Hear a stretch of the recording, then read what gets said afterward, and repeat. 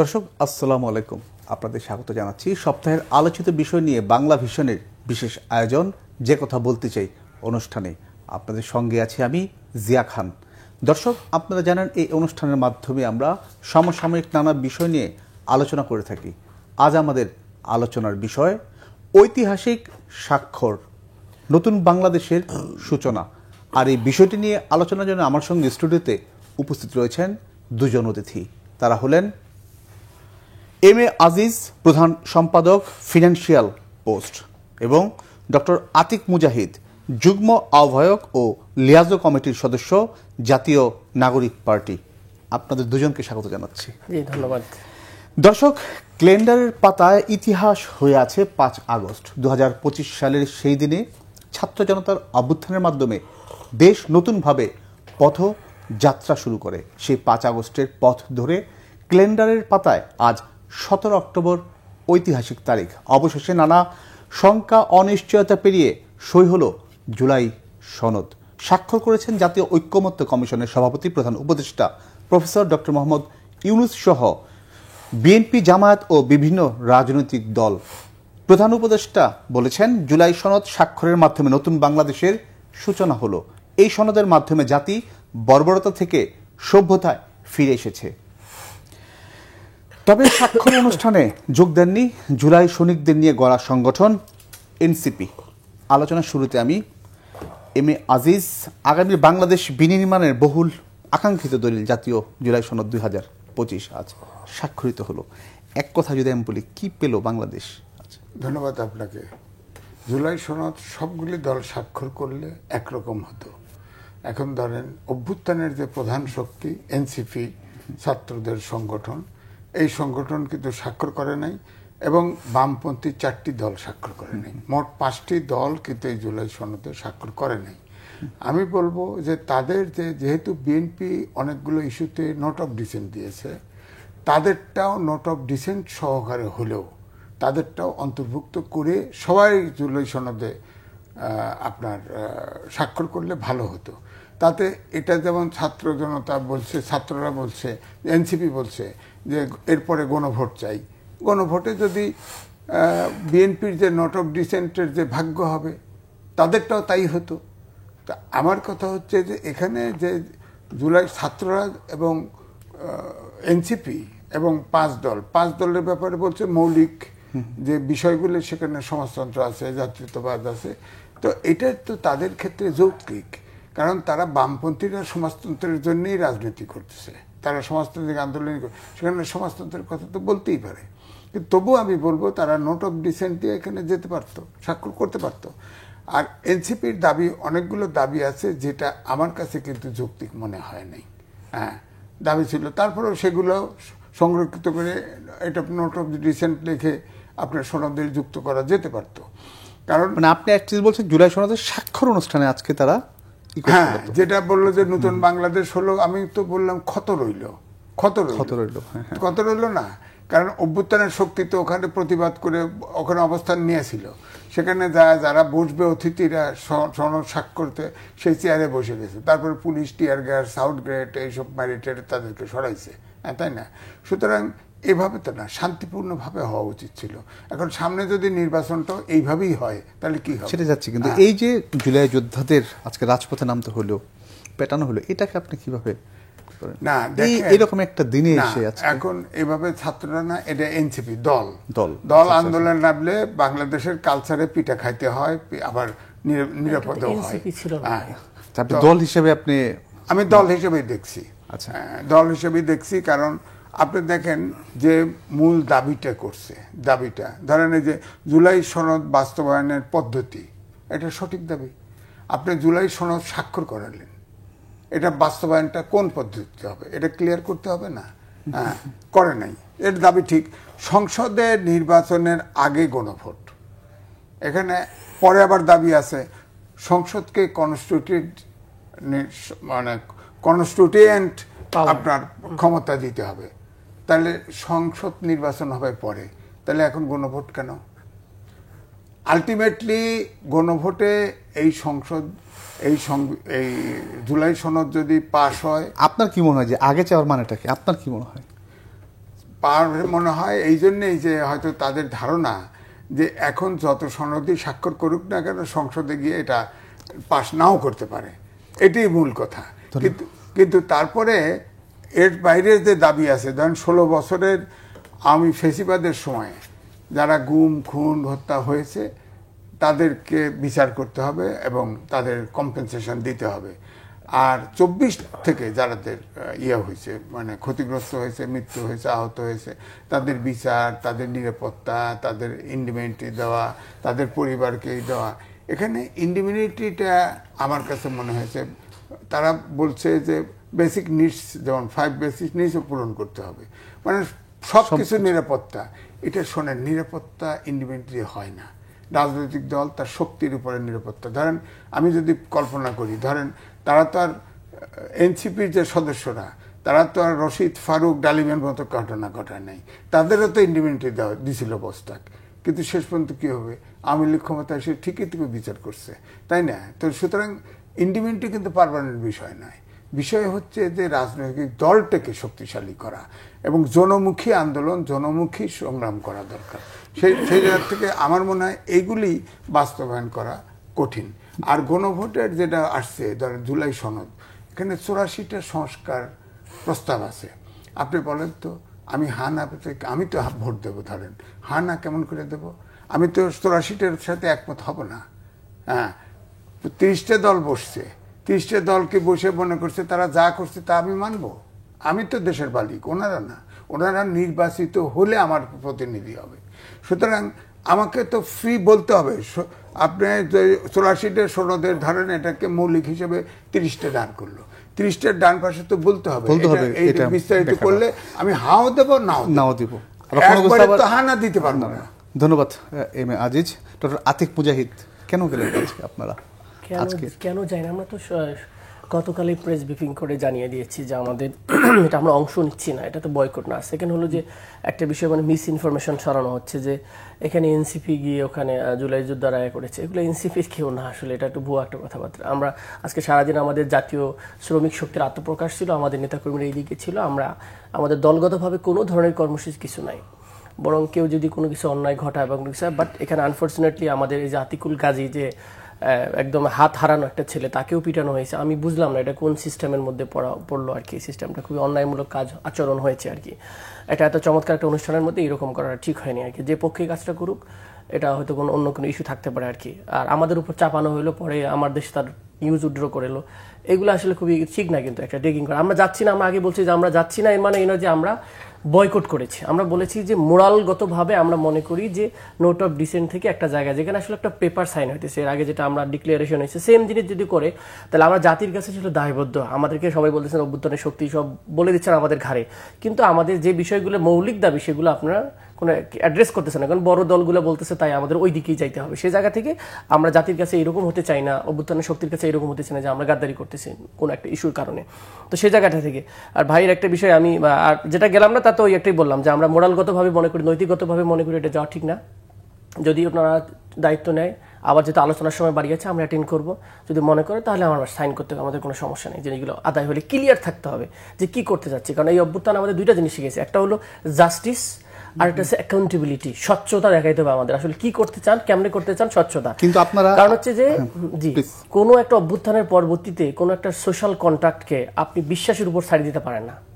এটা it should B A legal something, কারণ এটা একটা বিশাল জীবনের বিনিময় আসছে। এটা আপনি হুট করে একটা আপনাকে আমি করতেও পারেন, নাও করতে পারেন। যেটা ভাই বললো যে আপনি ফাঁক ফোকর রাখতেছেন। নোট অফ ডিসেন্ট মানে এটার সুন্দর শব্দ দেখাচ্ছে, note of dissent, it means ডিসেন্টের সহিত আমি ডিসএগ্রিমেন্ট করতেছেন, ডিসএগ্রিমেন্ট করতেছেন, কিন্তু মানে আপনি চাচ্ছেন না। এটা কথাটা সহজ ভাষায় যদি নেগেটিভলি বলে যে চাইতেছি না আমি এটা, আসলে তোমরা মানলে মানো, কিন্তু আমি এটা মানি না আর কি।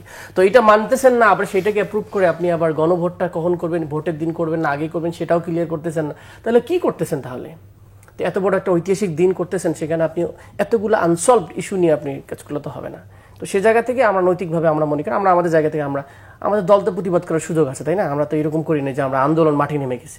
আমরা বলছি যে আমরা সংবাদ সম্মেলন করে আমাদের রিজনগুলো তুলে ধরেছি, আইনিগত ভিত্তিগুলো তুলে ধরেছি, সব বলেছি। ওকে ফাইন, যদি মনে হয় যে ওনাদের এক্সটেনশনে আবার আলোচনার মধ্যে ওনারা এগ্রি করবে, আমরা সাইন করবো। আপনারা জাননি সেটা, আপনারা বলছেন যে আপনাদের সাহেব বলছে যে যারা স্বাক্ষর করে নাই তারপরে সুযোগ আছে, পারে। হ্যাঁ, এটা বলছে। সুযোগ আছে, বলছে। আমি একটু আতিক মুজাহিদ যে প্রশ্নটা করবো সেটা হচ্ছে আপনার পার্টির যে আহ্বায়ক নাহিদ ইসলাম উনি যেটা বলেছেন যে কিছু রাজনৈতিক দল জনগণের সঙ্গে প্রতারণা করেছে এই সনদে সই করে, এটাকে আপনারা কিভাবে দেখছেন তাহলে? প্রতারণা ওরা হয়তো ওই সেন্সে না, একটা মানে যেটা হলো যে আমাদের তো একটা রাষ্ট্র যখন আমরা যখন বিগিনিং দিকে 5 আগস্টের পরবর্তী সময়ের ভিতরে কীরকম ক্ষত ছিল, রাষ্ট্রকে মেরামত করার যে একটা আকাঙ্ক্ষা মানুষের, আমার দলের ঊর্ধ্বে গিয়ে চিন্তা করা রাষ্ট্রকেন্দ্রিক। খেয়াল করেন এই জুলাই সনদটা কোনো দলের নাকি ব্যক্তিগত দলের? এটা হলে কি এনসিপির খুব বেশি লাভ হবে? নো, এটা সবার জন্য একটা ভালো জিনিস। তাহলে সবার জন্য একটা ভালো জিনিস যদি হয়, তো সে জায়গা থেকে রাষ্ট্রের চিন্তা না করে, আমার তো এটা ভালো বলেছে যে ওনারা রাষ্ট্র চিন্তা করছে না, ওনারা দলের চিন্তা করতেছে। তাড়াহুড়া করে মনে হচ্ছে যে একটা ইলেকশনের কাছে গেলেই মনে হয়ে যাচ্ছে রাষ্ট্রটা, এইরকম তো বিষয়টা না। রাষ্ট্রের যে মেরামতের নামটা আপনারা এতদিন ধরে দিলেন, এতদিন ধরে আলোচনা করলেন, সেটা তো আপনি ক্লিয়ার করলেন না। তাহলে আপনি আসলে কি উদ্দেশ্যে এটা করতেছেন? সেই জায়গা থেকে সে আক্ষেপ করে এটা বলেছে। এটা এরকম না যে দলগুলা ওনারা যদি বুঝে শুনে এটা করার পরও, এত সাথে ডিবেট করার পরও নিজেদেরকে জনগণের দল দাবি করতেছেন, অথচ জনগণের অধিকার বাস্তবায়ন করার জন্য সে জুলাই সনদ।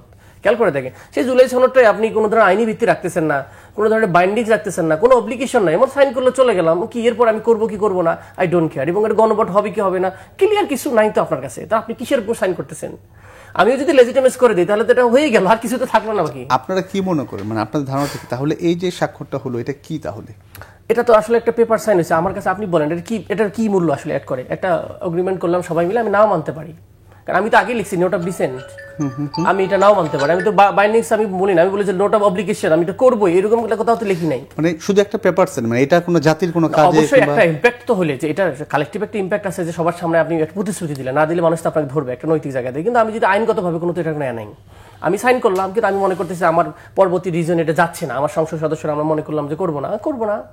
বাট নৈতিকতা জায়গা থেকে এটা হতে পারে, কিন্তু এটা আপনার আইনগতভাবে ধরার দরকার, কারণ একটা জিনিস অভ্যুত্থানের পরবর্তী আইনগত হইতে হয়।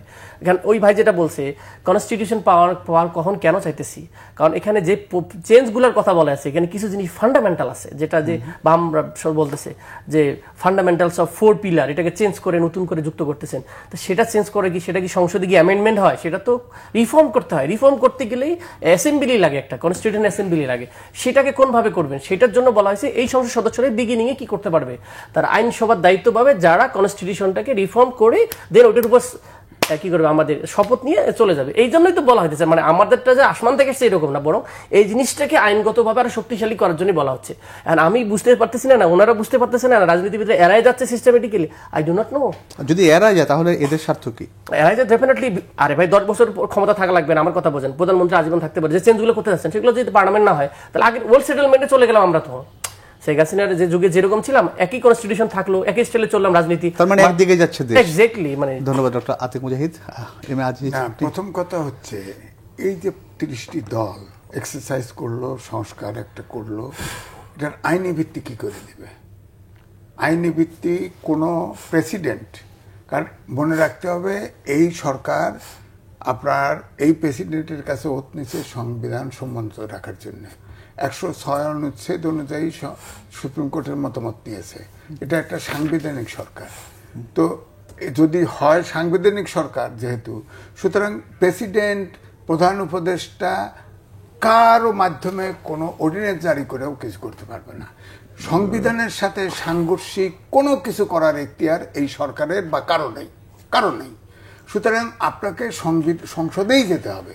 এই গণভোট করে যদি এটা পাশও হয়, গণভোট করতেছে, এটার তো কোনো মডালিটি ঠিক হয় না। তারা দাবি করেছে ঠিক আছে, কারণ গণভোটে ধরেন ভোট আসলো 20%, তাহলে কি এটা হলো কিনা? টোটাল ভোট আছে 12 কোটি, তাহলে কত % ভোট হলে এটা শুদ্ধ হবে, মানে বৈধ হবে? এটা তো একটা করতে হবে, কারণ এই গণভোটে কিন্তু কোনো নেতা নির্বাচিত হবে না। সুতরাং আপনার ভোটার টার্ন আউট খুব কম হবে, এটা হিসাব করে রাখেন। কারণ ধরেন এনসিপি যদি এগ্রিও করে, এনসিপি ভোট কেন্দ্রে গেল, জামাত সাথে যারা আছে তারা গেল, ধরেন বিএনপির অনেক নোট অফ ডিসেন্ট আছে, হাঁ করলে হয় গেলে সব না দিয়ে দিবে, আর গেলে সব হাঁ দিয়ে দিবে, এই তো হবে, ওরিয়েন্টেশনটা এটাই তো হবে। তারপরে আওয়ামী লীগের একটা বড় ভোট ব্যাংক আছে, তারা কিন্তু ভোট কেন্দ্রেই যাবে না। তাহলে ভোট আমার ধারণা সর্বোচ্চ 30% ভোটের বেশি পড়বে না। তাহলে মানে গণভোটে তাহলে এটা কি হবে? তারপরে এই যে জুলাই সনদে এতগুলো দফা, খালি ইয়েস নো কি করে বলবে বলেন? আমি আবার দেখেন এই সংবিধানে শেখ হাসিনা গণভোট তুলে দিছে, তো গণভোটের জন্য তো আর একটা গণভোট দরকার। তাহলে গণভোটই তো নাই, এখন সংবিধানে গণভোটই নাই, তাহলে আপনি গণভোটে যাচ্ছেন কি করে? হ্যাঁ, এটা আমি এই জন্যই বলছি যে এই সরকার প্রথমে যে ভুল করেছে সেই ভুলের খেসারত এখনো দিচ্ছে। প্রথমে এইটাকে বিপ্লবী সরকার যদি করত, সংবিধান সাসপেন্ডেড হতো, যা ইচ্ছে তাই করতে পারতো, কিন্তু এটা তো বৈধ সরকার, সাংবিধানিক সরকার করছে। এখন তো তাদের সংবিধান অ্যামেন্ডমেন্ট সংস্কার করতে পারবে, সংবিধান চেঞ্জ করতে পারবে না, কিছু মৌলিক কোনো বিষয় চেঞ্জ করতে পারবে না। এটা অবশ্যই নির্বাচিত সরকার অর্থাৎ সংসদ করবে। এখানে আপনি একবার গণভোট, কনস্টিটিউশন অ্যাডভান্স কি করে করবেন? এগুলো কে, এই সরকারের এখতিয়ার আছে? এখতিয়ার তো নাই। আপনি এখতিয়ারটা ভাবতে হবে। তা আমি ধরেন শেখ হাসিনা যখন ক্ষমতায় আসে, আপনার খেয়াল আছে, আপনার মাঠের কর্মী, আপনি দেখেন জিয়াউর রহমানের অনেক কিছু বাদ দিয়ে দিছে, গণভোটও বাদ দিয়ে দিছে, এরশাদের অনেক কিছু বাদ দিয়ে দিছে, আবার অনেক কিছু রেখেছে এই কারণেই যে সরকারের মাঝখানে কোনো শূন্যতা থাকা যাবে না। ওই শূন্যতা কিন্তু আইন করে পূরণ করে। ধরেন এখন যে সরকার আছে, এই সরকার যদি ধরেন এই সংস্কারগুলো অনুমোদনও হয়, এটা কিন্তু পরবর্তী সরকার, যেহেতু এই সরকার প্রসেসের ভ্যাকুয়াম তৈরি না হয়, এগুলো অনুমোদন করবে অথবা ভিন্নভাবে করবে, কিন্তু ভ্যাকুয়াম রাখবে না সরকার প্রক্রিয়া কোনো ভ্যাকুয়াম রাখবে না। যে আপনি এমনি ভোট দিয়ে যদি যে হয়, কিন্তু এই সংস্কারে যেগুলো আপত্তি আছে, যাদের আপত্তি আছে, তার সংসদে যদি তারা মেজরিটি হয়, 2/3 মেজরিটি লাগবে। তো 2/3 মেজরিটি হলে তারা ধরে যেটা পছন্দ করবে না ফেলে দিবে, গণভোট হলেও ফেলে দিবে, গণভোটে হলেও ফেলে দিবে, তখন তো আর এটার ভিত্তিটা না কিছু তাহলে থাকলো না। সুতরাং এটা হচ্ছে ম্যাটার অফ আন্ডারস্ট্যান্ডিং। অভ্যুত্থানের শক্তিগুলোর ঐক্য থাকা উচিত ছিল, এই অনৈক্যটাই মুশকিল। ধরেন আপনি একবার বলছে। ধন্যবাদ আজিজ ভাই, আমি আসবো আপনাদের দুজনের সঙ্গে কথা বলবো। দর্শক এই মুহূর্তে নিচ্ছে ছোট্ট একটা বিরতির সঙ্গেই থাকুন।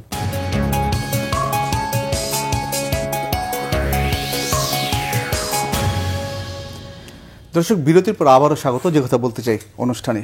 আজিজ ভাই আমি আসবো, একটু আপনার থামিয়েছি, আমি একটু ডক্টর আতিক মুজাহিদ কি ছিলেন বলতে চাচ্ছিলেন বারবার, আমি একটু শুনে আসি। পাশাপাশি গণভোটের বিষয়ে যে বিষয়টা আজিজ ভাই বলে গেলেন 30% ভাই কিছু পয়েন্ট, কন্ট্রাডিক্টরি পয়েন্ট তৈরি করছে, ভেরি ইন্টারেস্টিং। ভাই বলতেছে এই সরকার কোনো এখতিয়ার নাই, এই সরকার ঐক্যমত কমিশনের এখতিয়ার কই ফেলে? তাহলে এই সরকারের কিছুই নাই তাহলে, তো কারণ কোনো আইনি ভিত্তি তো নাই, সব নাকি সাংবিধানিক, কিছুই সাংবিধানিক না, সব জায়গা কিছুরই। অভ্যুত্থানই হচ্ছে এটার বৈধতা আবার নতুন করে নিতে হবে নাকি কারো কাছ থেকে? ওরা যারা ইচ্ছা মানবে, যেটা ইচ্ছে মানবে না, যেটা কন্ট্রাডিক্ট করবে সরকার সাথে সেটা বাতিল হবে, এটাই নট ন্যাচারাল। আর আপনি বিপ্লবী সরকার হইলো কেন সেটা ভিন্ন কোশ্চেন, বাট এখানে কোনো আইনি ছাড়ে 106 দিয়ে খাটে নাকি? এখানে এই সরকারের সবই ইলিজিটিমেট। এই সরকারের জন্য হলো গণভোট দরকার, বৈধতার জন্য হলো, এই বিএনপির জন্য হলো গণভোট দরকার, এই জামাতের জন্য, এই এনসিপি শুধু না, এনসিপি কি জন্য? সব অভ্যুত্থানের শক্তিকে যদি মানে মরতে না চায়, বা যে আপনি বলেন লিগালি কনস্টিটিউশনালি সবাই তো মারা যাবে, তো কনস্টিটিউশনের দোহাই দেওয়ার দরকার নেই। তো সবার বৈধতার জন্য জনগণের সাপোর্ট, একটা জনগণ একটা অভ্যুত্থান করে একটা বৈধতা দিছে, এখন লেজিটিমাইজ করার জন্য সিস্টেমেটিক হচ্ছে গণভোট। আমরা সবাই এগ্রি করছি গণভোট জনগণ চাইছে, যেটা দরকার। এখন 30% না 50% আওয়ামী লীগের ভোট আসবে, বিএনপির ভোট, উই ডোন্ট কেয়ার, এটা কে দিবে না দিবে সেটা তারা ক্যাম্পেইন করুক, না হবে না ভোট হলে কোনো সমস্যা নেই। তো আমার কথা হচ্ছে we should go to the people. আমি একটা জিনিস, মেজর জিনিস চেঞ্জ করতেছি, রাষ্ট্রের একটা মানে শাসনতন্ত্র, যেটা কিভাবে আমার রাষ্ট্র আমাকে কিভাবে চালাবে সেটার অনুমতি আমি দিব, সোশ্যাল কন্ট্যাক্ট করবো রাষ্ট্রের সাথে। সেটা আপনি বলতেছেন যে একটা সরকারের কাছে 2/3 দিলাম, তার উপর দিলাম 41% ভোট পায় একটা লোক 2/3 গঠন করলো। এখন যে পদ্ধতি, যারা তো পিয়ারে যাচ্ছে না, তার মানে কি আপনি আগের স্টাইলে যাচ্ছেন, 41% পেয়ে আমি আসলাম, তার মানে 61% লোক আপনি মানলেন না। গণভোট তো 100% লোক ভোট দেওয়ার সুযোগ আছে ভাই, তো এটাকে দেন না আপনারা ছেড়ে, মানুষের কাছে যাক না। আমি আমার ভোটটা দিলাম না দিলাম দেখা যাক, মানুষ ডেফিনেটলি ভোট দেবে। আমরা শুনছি না ডাকসু সব জায়গাতে টার্ন আউট বাই 70-80%, মানুষ দে আর রেডি টু গিভ ভোট। বরং এই ভোটটাতে মারামারি হবে না। সে বলতেছে যে আমার রাষ্ট্রকে আমি এইবার প্রথম, স্বাধীনতার পর তো কু করে বানানো হয়েছে আমাদের কনস্টিটিউশনটা, আপনারা বলুক তো বড় ভাই সিনিয়র মানুষ, তো স্বাধীনতার পর কি জনগণের গণভোট নিয়ে করছে? এটা যারা 69 সালে ইলেকশন হয়েছে তারাই নেতৃত্ব দিয়ে পরবর্তীতে কি করছে, এসে আমাদের কনস্টিটিউশন 72 সালে বানিয়েছে। এটা কি এই মানুষের জন আকাঙ্ক্ষা পূরণ করছে? আমাদের জনগণের আকাঙ্ক্ষা পূরণ করে কি আমাদের কনস্টিটিউশন হয়েছে মনে হয়? আমাদের এখন আকাঙ্ক্ষা যেগুলো ধারণ করে না, যেগুলো কন্ট্রাডিক্ট করে। আমরা বাঙালি ন্যাশনালিজম নট বাংলাদেশের মানুষের ম্যান্ডেট। আপনি বলেন সেকুলারিজম ইন দ্য ধর্ম বিদ্বেষী সেকুলারিজম বাংলাদেশের মানুষের ম্যান্ডেট না, এটা বাংলাদেশের ম্যাক্সিমাম লোক ধর্ম বিশ্বাস করে, হিন্দুরাও বিশ্বাস করে, মুসলমানরা বিশ্বাস করে। সোশ্যালিজম যে অর্থে বলা হয়, সে অর্থে দিয়ে ইসলাম কাটিল করার চেষ্টা করে, সেটা বাংলাদেশের মানুষ মানবে না। সুতরাং এটা তো আমার দেশে ফান্ডামেন্টাল পিলার হয় কেমনি সংবিধানে, আমার বিশ্বাসের সাথে যায় না তো জিনিস। আমি বাংলাদেশি বিশ্বাস করি, বাংলাদেশিজম, আমি বাংলাদেশপন্থী মানুষ। তাহলে আপনি ইন্ডিয়ানপন্থী মানুষ তো না, আপনি এপার বাংলা ওপার বাংলার বয়ান তো বাংলাদেশে খাটবে না। তো যে জিনিস, যে সংবিধান আমাকে রাষ্ট্র পরিচালনা করবে, সেই সংবিধান যদি আমার এখানকার কৃষ্টি কালচার সংস্কৃতি মানুষের সাথে যায় না, আপনি আমাকে চাপাই দিলে তো আমি মানবো না। তাহলে আমি বড় উল্টা বলবো যে এতদিন থেকে যে সংবিধান ছিল এটা চাপানো সংবিধান ছিল, মানুষের কাছে ছেড়ে দেন যদি সাহস থাকে। আপনি তো রাজনৈতিক দল, আপনি তো জনগণের প্রতিনিধি, রিফ্লেকশন করেন একটা পার্টিগতভাবে, তো সেটাও আপনি ছেড়ে দেন না। ইভেন আইডিওলজিক্যালি যদি বলেন, আমি একাধিকবার বলেছি যে এই সংবিধান কনস্ট্রাকশনে যে স্ট্রাকচারাল ডেভেলপমেন্ট, এটা এনটি বিএনপি, স্ট্রাকচারালি এনটি জামাত, এনটি যত অভ্যুত্থানের শক্তি আছে, কারণ এটা আওয়ামী লীগকে ফ্যাসিলিটেশন করার জন্য এটা হয়েছে। এবং মুজিববাদের যে 4টা দফা, সেটাই তো এই সংবিধানের মেইন পিলার না, এটা সবাই জানি আমরা। তাহলে এটা আদর্শগতভাবে স্ট্রাকচারালি পুরো ডিফেন্ড করা হয়েছে। এটা ফেসিস সিস্টেম, একটা পরিবারকে সাপোর্ট করার জন্য, রয়্যাল ফ্যামিলিকে আমরা পারপাস সার্ভ করতেছি। হ্যাঁ, ডেফিনেটলি কিছু ভালো জিনিস আছে, সেগুলো রাখে বাকি যেগুলো সমস্যাগত আমরা কাঠামোগত চিন্তা করতেছি। কেন আমরা সংস্কার করতেছি? সংস্কার ওই জায়গাগুলো যেগুলোতে আমাদের ক্ষমতার ব্যালান্সিং হয়ে গেছে, যেগুলোতে আপনি কনস্টিটিউশন আপনার ইভেন আপনার যে তত্ত্বাবধায়ক সরকার আসছে, আপনি বলেন তত্ত্বাবধায়ক সরকারটা সর্বশেষ নিয়োগ হবে কেমন? এর পদ্ধতি ক্লিয়ার করছে? কিভাবে নিয়োগ হবে? আপনি মনে করেন আপনার পার্টি, আমি ক্ষমতায় আসছি, আমি সর্বশেষ বিচারপতি নিয়োগ দিবে কে? রাষ্ট্রপতি। রাষ্ট্রপতি আমার দলের, তাহলে আমি যে লোকটাকে বিচারপতি, প্রধান বিচারপতি বানাবো, সে আমার দলের সমর্থক। সেই যদি লাস্ট ব্যক্তি আবার কি হয়, তত্ত্বাবধায়ক সরকারের প্রধান হয়, তাহলে আমার দলের লোকই তো প্রধান হলো। এইটাকে ক্লিয়ার করতে হবে। তো এইটাকে এই জন্য সিসিসি আমরা বলছিলাম, আমরা অনেকগুলো কনস্টিটিউশনের যে কনস্টিটিউশন কাউন্সিল একটা করেন যেটা স্বতন্ত্রভাবে যেন এই নিয়োগগুলো করতে পারে, সেগুলো তো নোট অফ ডিসেন্ট মানে নাই। তাহলে আপনি আসলে রাষ্ট্রের চান না দল চান? আপনি আসলে বেসিক্যালি আমাদের রাষ্ট্রের যে দলগুলো আছে তার একক পাওয়ার চান, এটা কেউ স্বীকার করে না। এখন একটু বলবেন, এই যে আপনাদের যে বিষয়গুলো কিংবা যেসব ক্ষেত্রে নোট অফ ডিসেন্ট ছিল, আপনারা জুলাই সনদ কিংবা আপনারা এখন করবেন কি? আসলে এই ধরেন কিছুই মানছে না, সংবিধান মানছে না, বা আগের সংবিধান যে ত্রুটি, এখন আপনাদের আসলে করেন এটা কি? আমাদের দল হিসেবে আমাদের মানুষ পার্টি কি করে? মানুষ একটা পার্টি যেটা করে যে তার জায়গা থেকে সে অবস্থানগুলো জনগণের কাছে তুলে ধরে। সামনে ইলেকশন আছে, আমি বলি ক্যাম্পেইন করে। আজিজ ভাই একবার তুলতে গেছে ইলেকশনের কথা, আমি না, ইলেকশন তো ইলেকশনে করতে, এটা হচ্ছে একটা জিনিস ক্লিয়ার না করে ইলেকশনে তো যেতে পারবে না, তফসিল দিতে পারবে এই অবস্থায়। আপনার রাষ্ট্র তো এই অবস্থা নাই এখন সে পরিমাণ যে আপনি কোন জায়গায়, আপনি কোনো জায়গায় ঐক্যমত নাই আমরা যে নিজস্ব লক্ষ্যের ভিতরে। তো অবশ্যই এটা আমরা চাই দ্রুত হোক। সনদটা যেহেতু একটা হইলে একটা স্টেপ আগাইলো, যে আমাদের মোটামুটি লিগ্যাল একটা জিনিস সিস্টেম ক্লিয়ার হয়ে গেল, যে আমরা এটার ভিত্তিতে আগামী দিনে আমরা কি করতেছি, কমিটমেন্ট সবাই মিলে দিলাম, সোশ্যাল কন্ট্যাক্ট করলাম, এবং এটাকে লেজিটিমাইজ করার জন্য আমরা গণভোট করেন, যেভাবে করেন, সাংবিধানিক আদেশ দেন, রাষ্ট্রীয় আদেশ দেন, করে এটাকে আপনি একটা জায়গা নেন। এরপর ইলেকশনের তফসিল দিয়ে ইলেকশনে চলে যান। আপনি বলেন যে আবার আপনার কি বলে, যদি আমরা মনে করেন যে এটাকে আবার রেকটিফাই করা দরকার, সেই ক্ষেত্রে আপনি সেভাবে এটা আইনি করেন, একটা প্রসেসের মাধ্যমে সুন্দর করে ক্লিয়ার করেন জাতির কাছে। মানে এটা ভেগ রাখেন কেন? মানে একটা জিনিসের ভেগ রাখার কোনো দরকার নেই। আমার দল ক্ষমতা যাওয়া ডাজন্ট ম্যাটার, রাষ্ট্রকে যে চিন্তা নিয়ে জোরে অভ্যুত্থান সেটা মিনিমাম একটু চেঞ্জ করা দরকার, না হলে কিন্তু আলটিমেটলি সেম জিনিস। ধন্যবাদ। সেম জিনিস, আমরা সেম পথে হাঁটছি। আগের যে সরকার যে পথে হাঁটছে এখনো সেই জায়গাটাই আছি। এই সরকার ঠিকই আছে, আগে যেমন ছিল এই সরকার সেই পথেই হাঁটছে, তবে গুম খুন এটা কমে গেছে, তাছাড়া একই পথে চলছে। আমার ওই জায়গায় বক্তব্য, একটি ধরেন আমেরিকা, ভারত বলেন, বড় দেশ বলেন, পতাকা বদল হয়েছে, যে আপনার জাতীয় সঙ্গীত বদল হয়েছে, সংস্কার, সংবিধান সংস্কার হয়েছে অনেক, কিন্তু সংবিধান সংস্কার হওয়া মানে ফেলে দেওয়া না।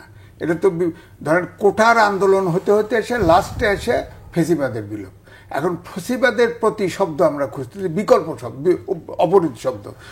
বিপরীত শব্দ হচ্ছে একটা গণতন্ত্রের ব্যবস্থা চাই, মানবিক বাংলাদেশ চাই, আইনের শাসন চাই, সুশাসন চাই। তো এখন এই সরকার তো সব কিছু বেড়ায় নিচ্ছে, সব দায়িত্ব। প্রেস সেক্রেটারি বলছে না এটা সাংবিধানিক সরকার, এটা যা ইচ্ছে তাই করতে পারে, এটা তো কেউ মানছে না, এটা তো হচ্ছে না। সুতরাং আপনার সাংবিধানিক সরকার যেহেতু, আপনার সংবিধানের বাইরে যেতে পারবেন না। আর মুক্তিযুদ্ধ আর 24 এক না, মুক্তিযুদ্ধ দেশ তৈরি করেছে। এখন আপনি বলবেন যে লোকছে যে বাংলাদেশ সংসদ সংবিধান 2024, এটা হয়?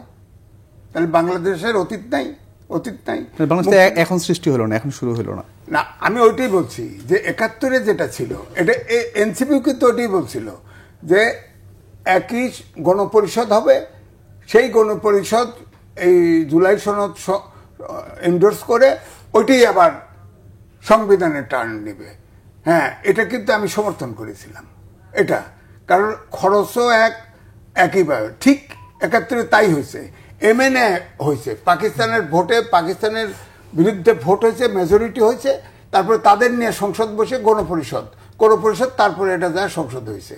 হ্যাঁ, তো এটা তো এগ্রিড, এটা জাতি এগ্রি করছে, তো কেউ ডিসএগ্রি করে নাই। আপনি এটার এখন ওটার কথা তুলে আবার এটা করবেন যে আপনি সংসদ কনস্টিটিউন্সি এই সেই আপনি সংস্কার করেন, যত খুশি সংস্কার করেন, আপত্তি নাই। সংবিধান ফেলে দিবেন এটা তো হয় না। এখনো তো মুক্তিযোদ্ধা সে তো একদম ফেলে দিতে বলে না, সে বলছে যে মৌলিক কিছু বিষয় আছে যেগুলো মৌলিক বিষয় যেগুলো হয়েছে। আমার কথা হচ্ছে আপনারা অভ্যুত্থানের শক্তি একমত হতে পারলেন না কেন? আপনাদের যার যার এজেন্ডা নিয়ে তো করছেন কাজ, তা আপনারা ঐক্যমত্য কমিশন বানাইছেন কেন? হ্যাঁ, আপনারা সোজাসুজি জনগণের কাছে যাইতেন ইলেকশনে, ইলেকশন যার যার ইশতেহার নিয়ে যাইতেন। কেন পারলো না এক হইতে? এখন যার যার এজেন্ডা দিয়ে আপনি ধরেন জামাত ইসলাম একবার স্বতন্ত্র ইলেকশন করছে, একটা সিট পাইছে ওয়েস্টমিনস্টার সিস্টেমে, আরেকবার পাইছে 3 সিট। এবারেও যদি যায় নেই, বেড়ে গেল, এখন পপুলারিটি এখন ওপেন হয়েছে, আন্দোলন করে নেই 10টা পারত। কিন্তু আনুপাতিক নির্বাচন যদি হয়, তাদের ভোট কিন্তু সব জায়গায় 20,000, 30,000, 40,000, 50,000 ভোট আছে। তাহলে সব জায়গায় কিন্তু আনুপাত আকারে ধরেন 300 সিট, তারা তো নিম্ন কক্ষেও চায়, উচ্চ কক্ষেও চায়। হ্যাঁ, নিম্ন কক্ষে 300-র ভিতরে ধরেন তারা হয়তো কমপক্ষে আনুপাতিক নির্বাচন হলে ধরেন 100-র উপরে পেয়ে যাবে, কারণ আনুপাতিক নির্বাচনে তাদের ভোট তো আছে। তো এখন যদি ইসলামিক দলগুলো মিলে করে, তাহলে তারা হয়তো সংসদে অনেকগুলো সিট পাবে। কিন্তু ওয়েস্টমিনস্টার সিস্টেমে যদি হয়, ওয়েস্টমিনস্টার সিস্টেম হলে এই হয় সেই হয়, তাহলে আপনি বলেন তো, ব্রিটেনে রাজা আছে যে রাজার সরকার ভেঙে দিতে পারে, তারপরে সংসদ আছে, এখনো সেটাই উদাহরণ, গণতন্ত্রের উদাহরণ ব্রিটেন। আমেরিকায় একটা স্টেটে পপুলার ভোট, একটা ভোট বেশি পাইলে সবগুলো সিনেটর নিয়ে যায়। হ্যাঁ, তারা তো চলতেছে, আমরা পারি না কেন? বিকজ সবগুলো পার্টি তার যার নিজস্ব এজেন্ডায় খালি সংসদ দখল করবে, এই ক্ষমতা চাই। হ্যাঁ, এইটার কারণে বসে, এই জন্য সমাধান আসবো সংসদ দখল করতে চায় সবগুলো, আবার যার যার এজেন্ডা বাস্তবায়নে। এটার সাথে আমরা দ্বিমত করা, যেটা সত্য সেটা তো বলতে হবে। আসলে মানে এটা একটা, আমি ওইভাবে স্ল্যাংলি বলতে চাই না, যে আসলে আমাদের এখানে তো আমাদের সংসদ সদস্যদের যদি আমরা গত কয়েক বছর ধরে দেখি যাদের ক্যারেক্টার, এবং এরা আসলে কোনো ক্রাইটেরিয়াতে সংসদ সদস্যের যোগ্যতা রাখে না, তাহলে কিভাবে গেল? তাহলে কোনো না কোনো সিস্টেম করে, কোনো না কোনো মাফিয়া বলেন, পেশি শক্তি বলেন, মানি শক্তি বলেন করে, এইসব সংবিধানও তারা বোঝে না। এটা কারণ পার্লামেন্টের যে মেম্বার অফ পার্লামেন্টের কাজ হলো যে আইন তৈরি করা, সেটা আইনসভা বেসিক্যালি। ওটা ওই যে ব্রিজ ঘাট রাস্তাঘাট বানানোর সভা না কিন্তু। সো এইটা যদি ম্যাক্সিমাম সংসদ সদস্য বলতে পারতো, তাহলে বুঝতাম যে তার সংসদ সদস্য কি জিনিস বুঝতে পারতো। তা আমার দেশের মানুষ এটা বোঝে না, কার হেডম আছে, কার লোক আছে, ভাই যে বললো অমুকে ভোট আছে, অমুক অমুক পাবে, এই যে পারসেপশনের উপর সবাই চলে আর কি, যে অমুক না দিলে হবে না, মাইরে ফেলাবে, ভয়ে কথা বলা যাবে না। তো এই জিনিস তো করে লাভ নেই। আমাদের তো একটা সিভিলাইজ জায়গা যাইতে হবে, একটা স্ট্রেটে যাইতে হবে, যেখানে আমরা মানুষ বলবে যে একটা আত্মমর্যাদাশীল রাষ্ট্র। সে বিনির্মাণ করাটা শুরু হবে কোথা থেকে? আমাদের সবার সহনশীলতা, রাজনীতি, রিসপেক্ট বোধ জায়গা থেকে। সেই জায়গাতে যে এগ্রিমেন্ট কেন করতে পারলো না? নিজেদের জায়গা থেকে ছাড়তেছে না, তালগাছটা আমার, কারণ আমি আমার জায়গাটা থাকতে ছাড়তেছি না। তো আমার কথা, আমি যে কথাটা বলছি, সাপোজ আমি নতুন কনস্টিটিউশন বা বলেন, নতুন কনস্টিটিউশন বলতে রিফর্ম কনস্টিটিউশন চাচ্ছি বেসিক্যালি। এটাকে আসলে দরকার আছে কিনা যৌক্তিকভাবে? যারা আমার দল, আমি হতে পারে বিএনপি অথবা এনসিপি করি, আমার দলের বিরুদ্ধে যাক না বিষয়টা, কিন্তু রাষ্ট্রের জন্য আসলে কল্যাণকর কিনা? আমার কথা সবসময় আমি যেটা বলি, আমি তো কোনো ব্যক্তি, দলের গোষ্ঠীর কাছে ইজারা হতে পারি না ভাই। রাষ্ট্রটাকে চেঞ্জ দেখতে চাই। তো জুলাই অভ্যুত্থানের পরবর্তী মানুষের এই আকাঙ্ক্ষাটা ধারণ করা উচিত, এবং করছে মানুষ। এবং তারপরও না ভাই, আমার ওল্ড সেটেলমেন্ট স্টাইলই লাগবে, কারণ আমার ফুল পাওয়ার লাগবে। আমি এমপি হওয়ার পর যদি কোনো হস্তক্ষেপই করতে না পারি, তাহলে আমি কি এমপি হলাম? আমার তো আগে থেকে মানসিকভাবে ওইটা আছে। ওই মসজিদ থেকে শুরু করে আমার একদম সংসদ পর্যন্ত সব আমার দখলে থাকতে হবে আর কি। তো ওই দখলের মানসিকতা তো যায়নি ভাই এখনো। তো সেই জায়গা থেকে চেঞ্জ হওয়া আমাদের জরুরি। সংসদ জায়গায় সংসদ সদস্যের যে রেসপেক্ট, যে আইন পরিষদের একজন সদস্য, আইন তৈরি করতেছে রাষ্ট্রের, সেরকম কোয়ালিটি, ক্যাপাসিটি, আচরণ থাকা উচিত, হাম্বলনেস। তা না হলে এরকম মানে সেলাংলি বললে যে আমরা একটা এমন এক গোষ্ঠীগতভাবে আমরা দখল করার চেষ্টা করতেছি, কোন গোষ্ঠী যাবো আমরা আর কি আমাদের ইমপ্লিমেন্ট করার জন্য। আলটিমেটলি সেম নেচারে আচরণ করবো যদি আমরা সিস্টেমেটিক যে জায়গা না যাই। যদি সিস্টেম ডেভেলপ হয়, প্রতিষ্ঠান ডেভেলপ হয়, তাহলে আমি ব্যালেন্স আচরণ করতে বাধ্য। তা না হলে আপনাকে যদি এই প্রতিষ্ঠানের কথা বলেন, এই প্রতিষ্ঠান অথরিটি যদি আপনাকে খুব ফোর্স করে এই কাজটাই করতে হবে, যদি সিস্টেম ডেভেলপ না করে, যে আপনি সিস্টেমের মধ্যে তার বিরুদ্ধে মামলা করতে পারতেন, এবং মামলাটাও যখন বিচার স্বচ্ছ হবে, তখন কিন্তু আপনি আপনার জায়গায় রাইটস কাজ করতে পারবেন। না হলে এই প্রতিষ্ঠানে আপনি অটোক্রেট স্টাইলে আপনাকে বলবে তুমি চাকরি খেয়ে দিব, কথা না শুনলে তুমি করে দেবে। সেম স্টাইলে কিন্তু রাষ্ট্র হিসেবে চলে। রাষ্ট্রের বিরুদ্ধে যাবা, তোমাকে আমি দলের পদ খেয়ে দিব, এই স্টাইলে যেন রাষ্ট্রটা না হয়। জবাবদিহিতার কথা বলতেছি, জাস্টিসের কথা বলতেছি, এটা সবার জন্য প্রযোজ্য।